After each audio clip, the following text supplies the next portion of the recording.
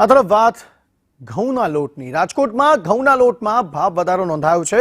ઘઉંના લોટમાં 10% જેટલા ભાવ વધારો નોંધાયો છે। ઘઉંના લોટનું 37 થી 52 રૂપિયાના ભાવે વેચાણ થઈ રહ્યું છે। લોટમાં 4 થી લઈ 8 રૂપિયા સુધીનો ભાવ વધારો નોંધાયો છે। આગામી દિવસોમાં હજુ પણ 2 રૂપિયા પ્રતિ કિલો આ ભાવ વધી શકે તેવી શક્યતાઓ છે। ઘઉંના લોટમાં ડિસેમ્બરમાં 5 રૂપિયાનો વધારો જે છે તે નોંધાયો છે।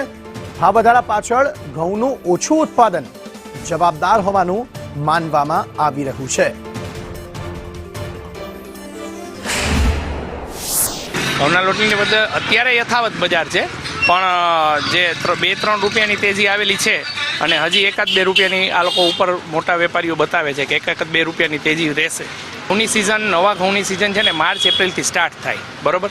તો અત્યારે આપણે ડિસેમ્બર કમ્પ્લીટ થવામાં છે। અત્યાર સુધીની કિલોએ 5 રૂપિયાની તેજી આવેલી છે ઘઉંમાં, બરાબર? ઘઉંમાં ગણો, ઘઉંના લોટમાં ગણો, બરાબર? કારણ શું ઘઉંના લોટમાં?